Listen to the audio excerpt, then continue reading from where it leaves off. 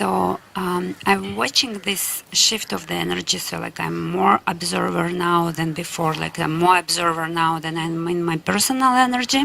But you also said that you still person and sometimes you still watch these programs or whatever personal is coming. So I would love to know what is the, let's say, percentage when we are more in this, like the observer place or space, and when we are like, let's say, falling down again to the personal energy, and how to be, more balanced in this process. Well, could you tell me, can I just ask you some questions first? Who is it, so just could you tell me the process? Like I'm not doing a Ramana, like who is knowing the observer, but how precisely do you know the observer?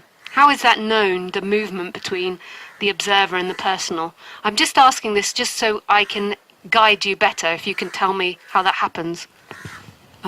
Sure, like just someone give me this technique that like I'm kind of like, watching myself from somewhere there. Like feels like I left the body and I'm just watching Yana doing this, crying, smiling, or like watching the programs. She's still operating this all dynamics, catching herself. But I'm watching it from somewhere from there. And do you see the body? Do you see your body moving? Yeah, I see. I think I see, yeah. Okay.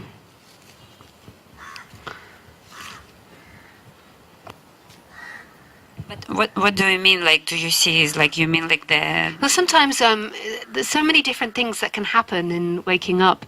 So Roger Castillo, who was another teacher of mine, he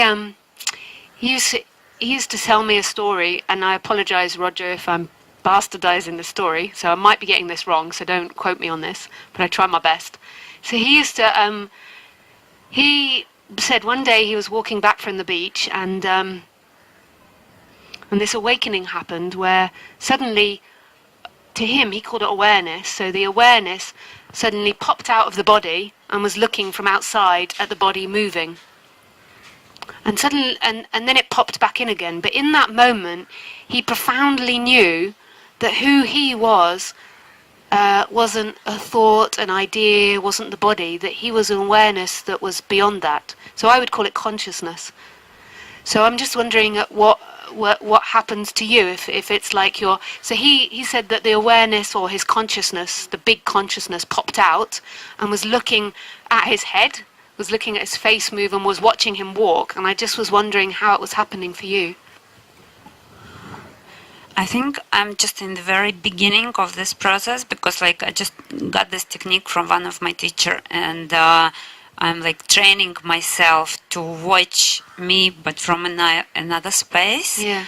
But no, it's not what you just described. It's not like this.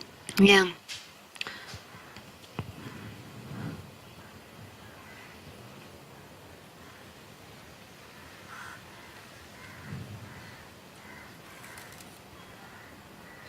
How does it feel doing that? I'm loving it. Oh, that's really lovely. Yeah, I'm loving it. Yeah. So to me, that's a practice, and that's really beautiful. So that's not quite... it's a practice and a process that goes through time. So it's for the person on the horizontal. So it's something that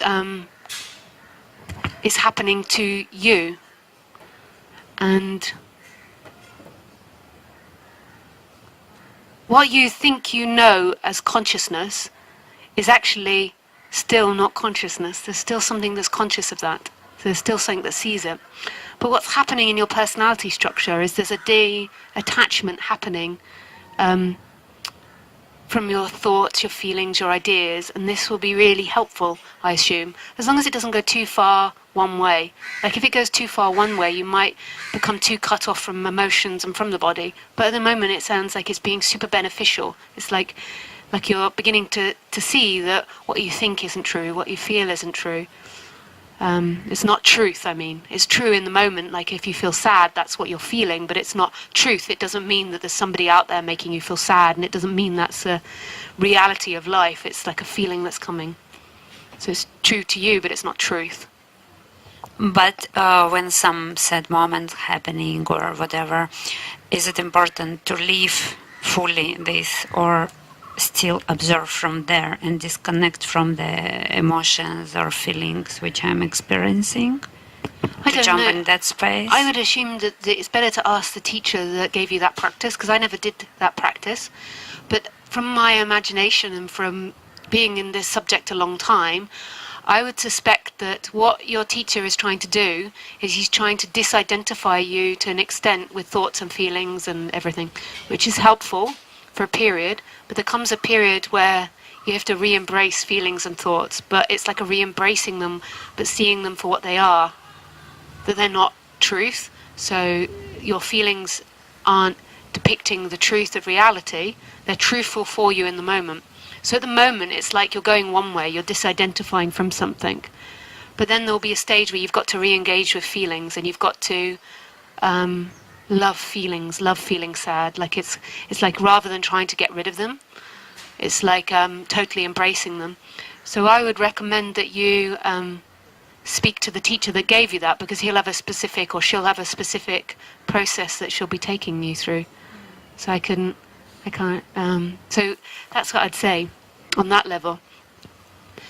But in all of that, there's two things that I would like to point out of, is that firstly, all of that that's happening is a happening, and it's not actually a separate entity that's doing it. So that feels like it's you that's doing it, but it's actually a play that's happening. And there's something that knows that, that's beyond all that. And that something that knows it has never been affected by life, but yet is everything in life. And those are the two things I would say to you. But you don't need to try and take that board on the human level, like it's something that will become apparent. Thank you.